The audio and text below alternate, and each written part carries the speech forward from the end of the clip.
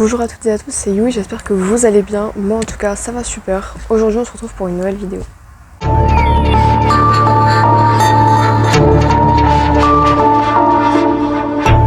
Je suis désolée tout d'abord de ne pas avoir posté beaucoup, c'est juste que comme vous le savez sûrement, je suis en vacances donc du coup j'en profite au maximum.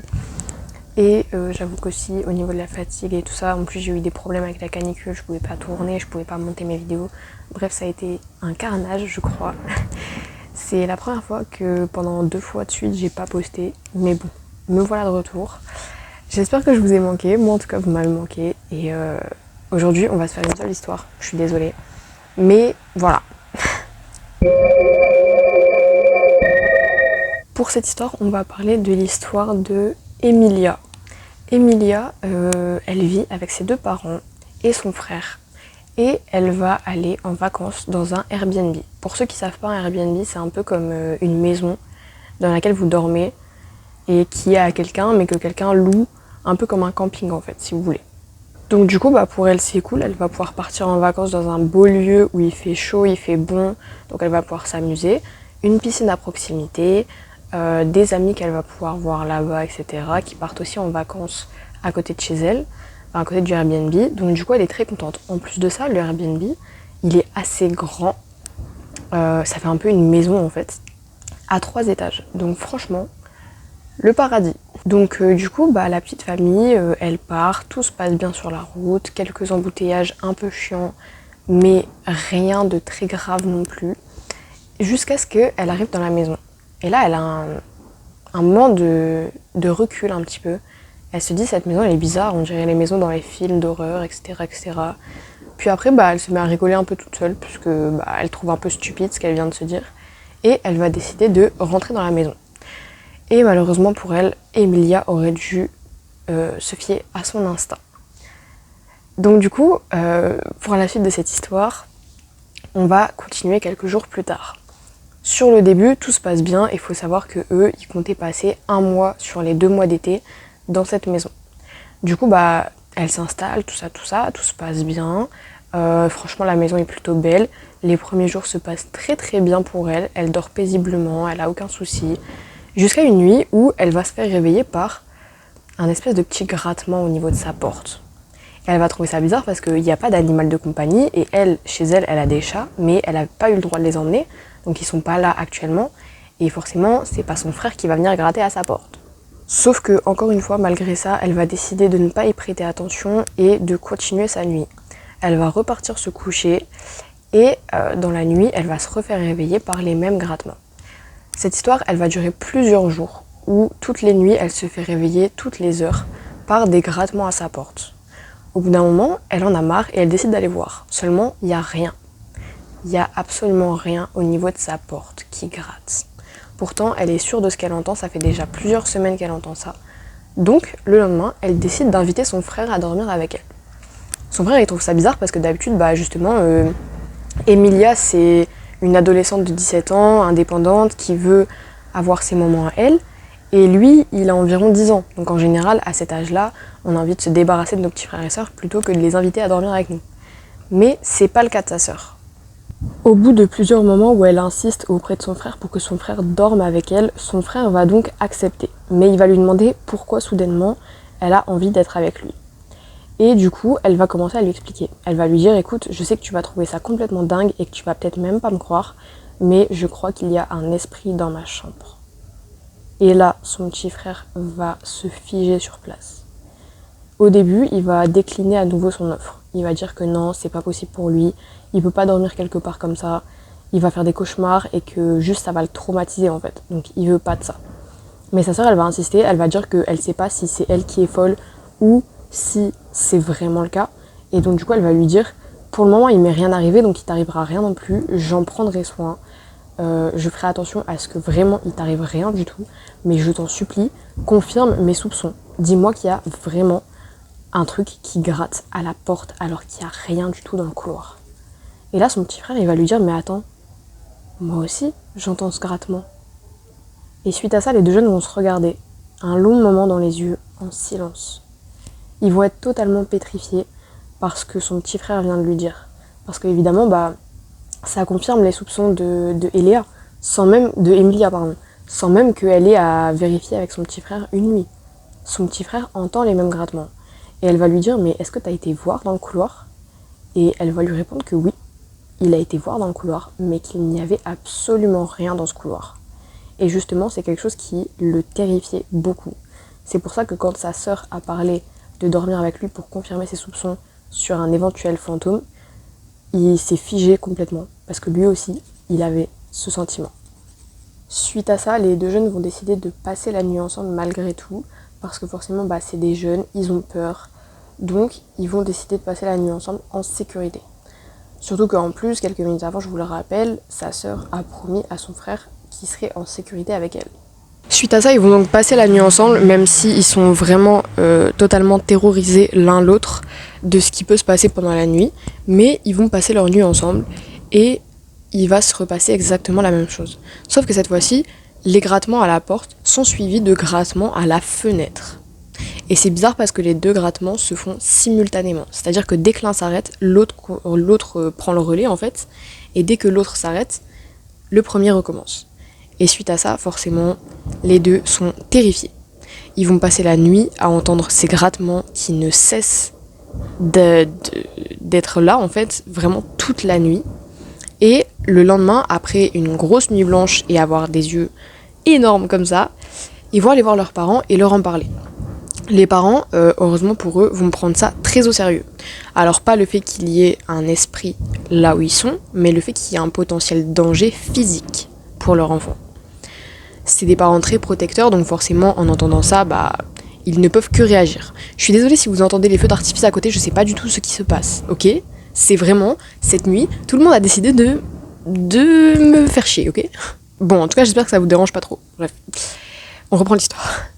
Emilia va donc passer la nuit avec sa mère et son petit frère dans la chambre des parents, tandis que son père va faire des rondes de nuit. C'est-à-dire que pendant toute la nuit, son père va veiller et dans le couloir, donc dans la maison, et en même temps dehors. Sachant que leurs parents n'ont absolument pas entendu ces grattements. Ok ? Et le soir, où les deux jeunes dorment avec leur mère, ils vont entendre à nouveau ces grattements. Évidemment, un frisson leur parcourt comme moi actuellement en vous racontant cette histoire. Et ils vont appeler leur père. Ils vont leur dire, écoute, là on entend les grattements, mais c'est plus au niveau de notre chambre à nous, c'est au niveau de votre chambre à vous. Et du coup, leur père, il va leur dire, écoutez, on va faire un truc. Vous allez partir dans votre chambre, tous les deux dans une de vos chambres, donc soit la chambre de ton frère, soit ta chambre à toi, Emilia, mais vous allez tous les deux vous mettre dans une des deux chambres, et moi, je vais vérifier autour. Donc les deux jeunes s'exécutent, ils vont dans la chambre d'Emilia, et sachant que sa chambre est au 3e étage quand même, donc faut le faire pour gratter à une fenêtre du 3e étage si t'es un putain d'humain. Mais bref, et donc du coup, les deux jeunes vont le faire, ils vont aller dans la chambre du coup d'Emilia parce qu'ils savent que c'est la plus haute, donc au niveau de la fenêtre, s'il y a un truc, c'est que c'est vraiment pas normal, et ils vont patienter. Ils vont évidemment entendre ces bruits de grattement, et quelques heures plus tard, leur père débarque dans la chambre, assez paniqué au niveau des traits du visage, et il va leur dire qu'il faut préparer les affaires et partir immédiatement. Les deux jeunes vont se regarder entre eux et sont là en mode qu'est-ce qui se passe papa ?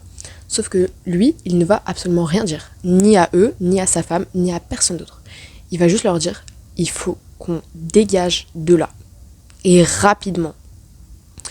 Donc suite à ça, évidemment, tout le monde prépare leurs affaires au plus vite, ils partent sans rien laisser derrière eux, et leur père reste silencieux pendant toute la route. Ils ont environ 2 heures de route jusqu'à arriver à un petit motel pas très loin, puisque le trajet des vacances est quand même très long, ils ont fait environ 5 heures de route, donc c'est pas en pleine nuit avec la fatigue de la nuit blanche, etc., que les parents vont prendre la route maintenant.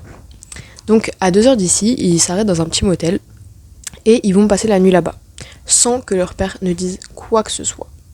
Leur père va rester silencieux, ce qui est aussi très inhabituel parce que leur père a un tempérament très actif et qui parle beaucoup. Et là, pour la première fois, il est très calme et il ne va absolument pas parler de la soirée. De la soirée. Évidemment, le lendemain, les enfants vont de nouveau interroger leur père, mais il leur répondra qu'il faut partir au plus vite et qu'ils répondront à leurs questions plus tard. Les deux enfants vont donc accepter, avec résignation, comme des enfants sous les ordres de leurs parents. Puis, ils vont reprendre la route et ils vont rentrer chez eux, au bout de 3 heures à peu près de route. D'ailleurs, sur cette route, la route est plutôt calme, étrangement calme même. Il y a quasiment aucune voiture, mais tout se passe bien pour eux. Ils arrivent même du coup à rentrer très vite, évitant les embouteillages, tout ça. Et les 3 heures se passent très bien. Une fois qu'ils sont rentrés, les enfants vont donc de nouveau interroger leur père et la mère des enfants va également se joindre à eux parce qu'elle non plus, elle ne comprend pas. Le mari n'a toujours pas parlé même à sa propre femme, alors elle trouve ça très inquiétant et elle va se mêler du coup à la discussion. Et là, leur père va faire une révélation qui va glacer le sang de toute la famille. Son père va annoncer que lorsqu'il était en train de surveiller dans le couloir de la chambre, il est descendu à l'extérieur pour regarder au niveau des fenêtres. Lui, honnêtement, il y croyait pas parce que, comme je vous l'ai dit, il faut vraiment être surhumain pour gratter à une fenêtre d'un 3e étage. Mais à travers la fenêtre, il a vu l'ombre d'un homme. Un homme assez imposant, très musclé, et évidemment, on ne voyait pas son visage, on voyait rien du tout parce que c'était dans le noir, je vous rappelle quand même. Donc du coup, il a vu cet homme s'approcher de ses enfants, et il avait l'air de faire un espèce de rituel bizarre. Il était en train de danser autour du lit de ses enfants de façon très robotique et très répétée.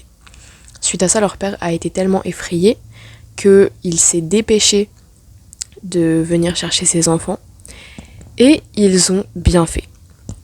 Quelques jours plus tard, ils vont regarder les informations à la télé et subitement, un passage de ces informations vont parler de ce fameux Airbnb. En fait, il y a une famille qui est allée au Airbnb après eux, qui avait réservé quelques semaines plus tard.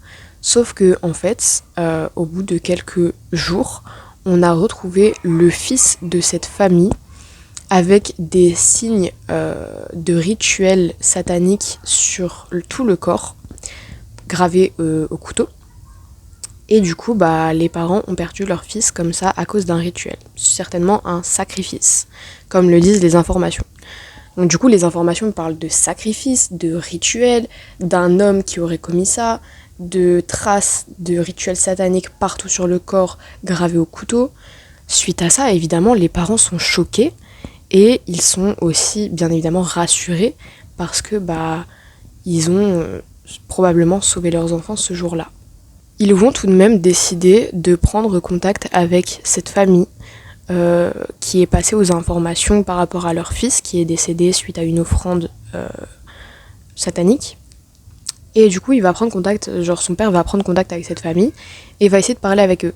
Et en fait, la famille va leur confier que son enfant avait dit la même chose que Emilia et que son frère.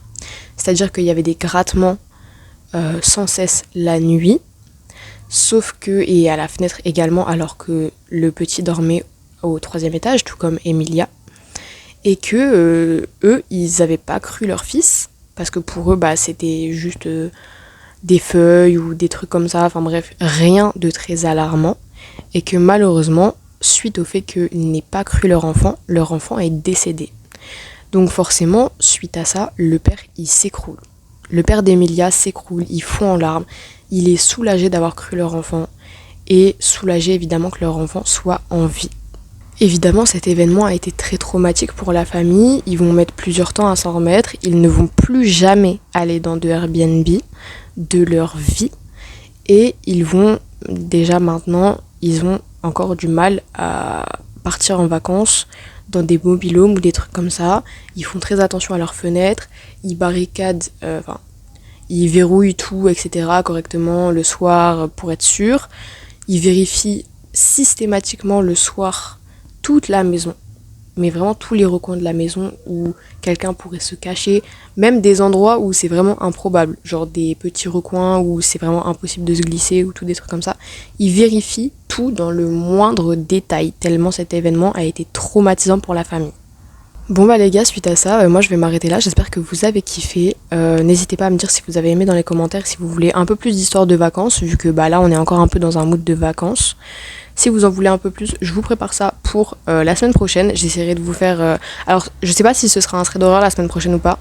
En tout cas je vous préparerai un thread d'horreur vacances, si jamais ça vous plaît, si jamais ça vous donne envie.